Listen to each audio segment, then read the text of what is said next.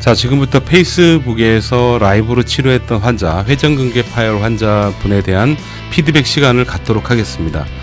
이 환자는 100% 수술을 할 가능성이 있는 그런 환자분이십니다. 왜 그런 얘기를 하는지 잠시 뒤에 제가 말씀을 드리고요. 이 환자분 처음 상태와 치료 후 상태만 간단히 먼저 하이라이트로 보도록 하겠습니다.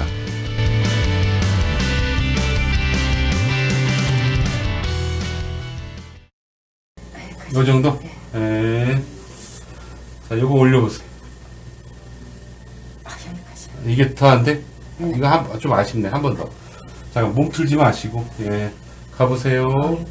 힘들죠? 각도가 90도가 나오질 않아요. 아나토미 포지션에서는. 안 트니까. 이 몸을 이렇게 틀면 좀 올라갈 거예요. 이렇게. 많이 올리려고 했으면. 옆으로 올라가는 것처럼 보이지만 사실은 앞으로 올리시는 거예요. 몸 틀지 말고 한번 올려보세요. 안 되죠? 안 올라가요. 제가 양쪽 다 똑같이 적용했기 때문에 오른쪽만 좀 보도록 하겠습니다. 뭐 왼쪽 당연히 좋아요. 이거는 페이스북에서 여러분들이 확인할 수 있습니다. 자, 앞으로 한번 올려보실 거예요. 올려보세요. 쭉 올려가요. 옳지. 네. 옆으로 올리실 건데 잘 보세요. 몸이 이렇게 돌아가면 안 되고, 그러니까 내가 잡고요. 그대로 올려보세요. 네, 앞으로서 올라가네. 이빨이 올라가네. 네. 막 움직여봐요. 네.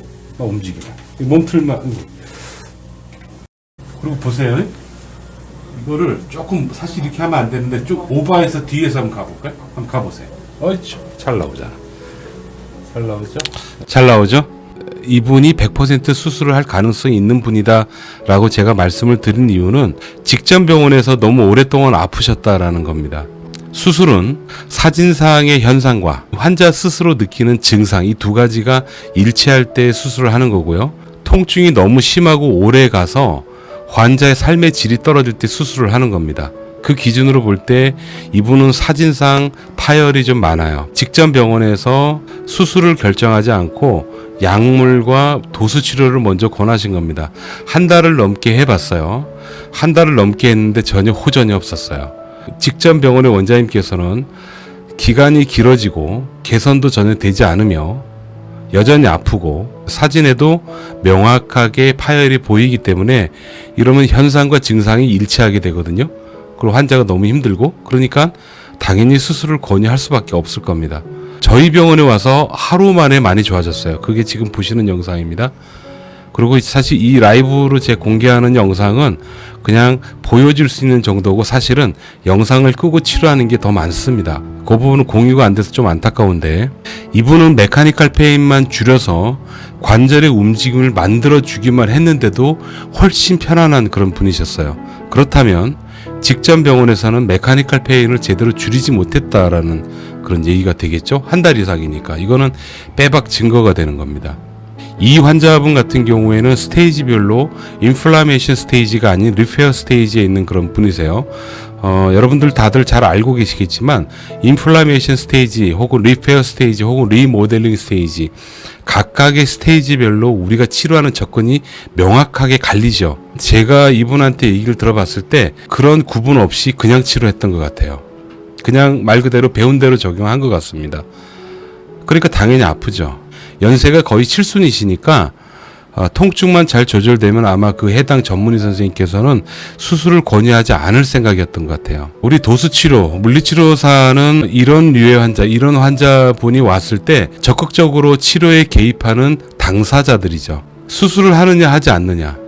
이거는 환자의 삶의 질에서 큰 차이가 난다고 생각합니다. 왜냐하면 우리가 치료하는 하나하나가 쌓이고 쌓여서 이분이 수술을 하느냐 하지 않느냐가 결정되는 중요 요소가 되기 때문에 그래요. 자, 그런 의미에서 제가 오늘 치료했던 거 잠깐 설명을 드리면 이 부분은 수프라스케플러 너브를 건드려주는 저희 전기신경치료 학회만의 독특한 방법인데 여러분 전기신경치료는 독특한 조건값이라는 것을 지향합니다. 이 조건값을 잘 맞추면 굉장히 숙련도가 높다고 얘기하는 거고요. 이 조건값은 모든 환자한테서 다 다릅니다. 그러니까 그거를 아주 능숙하게 찾고 적용하고 조절하는 것. 이게 전기신경치료학계의 대단한 매력이고 재미예요. 일반적으로 메카니컬 페인이 줄 것인가 안 줄 것인가를 본격적인 치료 전에 확인하는 방법이 바로 어깨는 수프라스캐플러 너브를 가볍게 조건값에 맞춰서 건드려 보는 겁니다. 만약에 이 부분을 건드렸더니 좋아져요? 그러면 이분은 인플라메이션 그 자체에는 상당히 많이 적거나 없을 가능성이 높습니다. 반대로 이 부분을 건드렸더니 이분이 많이 아프잖아요. 인플라메이션이 상당히 많을 가능성이 높습니다. 근데 거기에 맞춰서 저희가 적용을 하는 거예요. 그런데 이분은 수프라스캐플라 한 군데만 건드렸는데도 불구하고 이런 반응, 지금 보시는 것처럼 이렇게 좋은 결과가 나타난다는 거는 인플라메이션이 많이 적거나 아니면 없는 그런 경우다라고 볼 수가 있겠죠. 쉽게 얘기하면 충돌만 있는 상태라고 보는 거예요. 그러면 너무 간단하죠. 움직일 때 나타나는 통증, 그리고 지금까지 쌓여있던 통증에 대해서 해결을 해주고 어떻게 해서라도 어깨에 충돌이 일어나지 않도록 저희가 코칭을 해주는 거예요. 굉장히 단순하죠. 소위 페인 컨트롤과 엑서사이즈에 대한 코칭, 이 두 가지가 절묘하게 결합이 됐더니 이 환자분은 수술을 해야지 되는 경우에서 수술을 하지 않아도 되는 경우로 전환이 되는 겁니다. 이분 나중에 제가 팔로우업을 또 할 텐데 그때 보십시오. 굉장히 행복해 하실 거예요. 자, 우리가 어떤 치료를 하느냐에 따라서 환자분이 수술을 할 수도 있고 하지 않을 수도 있다라는 부분을 꼭 기억하시고 실제로 공격적으로 환자에게 도움이 되는 치료할 수 있는 숙련도가 높은 선생님들이 됐으면 좋겠습니다. 여기까지입니다. 감사합니다.